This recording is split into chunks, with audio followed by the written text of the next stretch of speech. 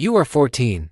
Your family paints your face white with rice powder, smooths your hair with fragrant oils, and dresses you in silk embroidered with cranes. This is not a celebration. It's an audition. Every year, the imperial court scours the empire for girls of beauty and grace. Some come from noble families, others are commoners whose parents hope a daughter in the palace means favor for their clan. You are lined up in a vast red hall, pillars painted with dragons. At the far end, the Son of Heaven, the Emperor, sits on a throne gilded in gold. His word is law, his gaze is judgment. He looks you over like a merchant weighing jade. If he nods, your future is sealed. If he frowns, you vanish into obscurity. He nods. Congratulations, you now belong to the Emperor. Not as wife, not as partner, but as property. In today's world, you swipe left or right. In ancient China, the emperor does the swiping. And let's just say, you don't get a say in the match. You are escorted into the harem, a labyrinth of courtyards and chambers behind the forbidden city's vermilion walls. It smells of incense, jasmine, and fear. Your bed is silk, your combs are jade, your meals are delicacies, shark fin soup, steamed buns filled with honey. But nothing is free. Every luxury is a leash. Your days follow strict rituals. Before dawn, maids bathe you in scented water. Your hair is styled with elaborate pins, each one heavy as iron, powder, rouge, perfume, and not for you, but for him. Even intimacy is ritualized, if chosen. You are carried naked in a silk quilt into the emperor's chamber. Because the eunuchs must ensure you bring nothing with you, not poison, not daggers. Romantic. Not exactly. And always, eunuchs record who enters and who leaves the emperor's bedchamber. Your status rises or falls with those records. One night of favor can elevate your rank. One season of neglect can erase you. The harem is a kingdom of silk, but it runs on jealousy and betrayal. You are one of hundreds. Only a few will ever capture the emperor's attention. The rest will waste away in silence. Luxuries are on them, but loneliness in their hearts. But being noticed is dangerous. Favor makes you a target. Every other concubine is your rival. Smiles hide venom. Gifts may conceal poison. A cup of tea can be your last. History tells of Empress Lucy, who gouged out rivals' eyes and tossed them into dungeons. Later emperors' harems saw women whipped, starved, or forced to swallow molten gold. At night, you hear whispers in the corridors, rumors planted to destroy reputations. You lie awake, clutching your silk quilt, wondering who is plotting your downfall tonight. It's basically Mean Girls, but with higher stakes. Forget losing prom queen here. The loser loses her head. One evening, the eunuchs call your name. You are chosen. You are carried to the emperor's chamber. The quilt heavy, the air thick with incense. If he favors you, your rank rises. Gifts pour in: jade bracelets, gold hairpins, estates for your family. For one night, you wield more power than generals, but favor is fleeting. Another girl may replace you tomorrow, and the higher you rise, the harder you fall. Those who anger the empress or higher ranked concubines risk banishment to the cold palace. The cold palace is not cold because of weather. It is cold because it is forgotten, damp, crumbling rooms where concubines are locked away until death.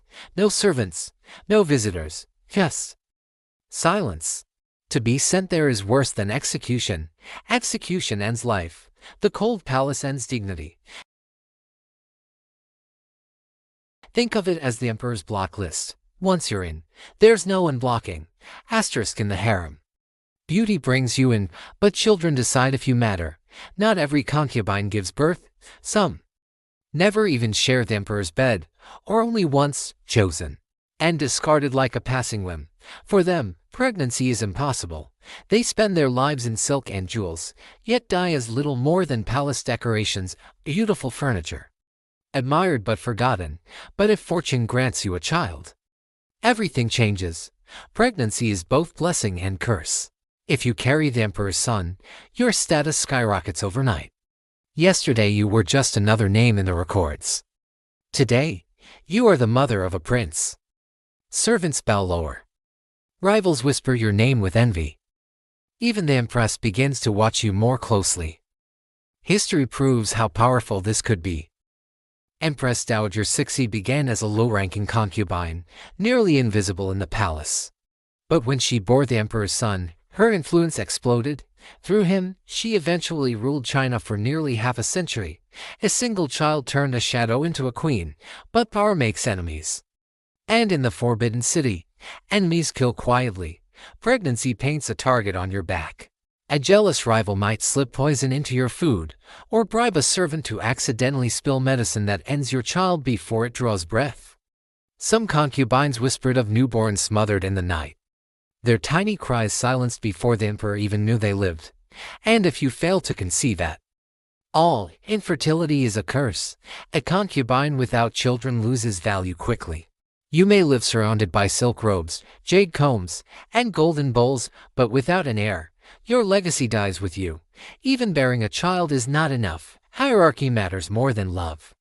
The empress's sons always outrank the sons of concubines, so even if your boy survives, politics may bury him beneath the empress's bloodline. You cradle your child, knowing he could be emperor or another forgotten body in the palace graves. Here, motherhood is not joy. It is survival. Think of it like the world's most dangerous lottery. The prize? Power beyond imagination. The risk? Losing everything, including your baby. Time is the cruelest rival. At 20, you are radiant. At 30, you are ignored. At 40, you are invisible. Youth is your only weapon, and it dulls with every passing year. Some concubines are cast aside, their titles stripped.